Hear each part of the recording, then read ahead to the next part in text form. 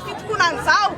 Ny karamanay kely any karamanay dia 50 miliyary any mikrashinay nefa ny angalanany asa supplémentaire sisy angalanany sakafona entina miasa frais-anay ny any tokantrano sisy tokotany zany zay mahatonga anay mitaky sakafo amin'ny orinasa de textile. Miasa mafy. Zay mila miasa mafy. Miasa mafy efa manentana zany zay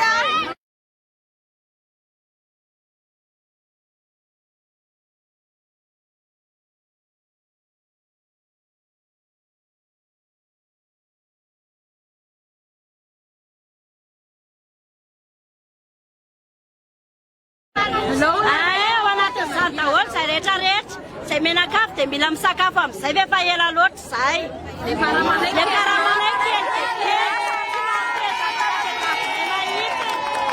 mangataka ny mese minitra izay mila mato minitra mba hijery anay akaiky amin'izao fahoriana izao fijaliana izao.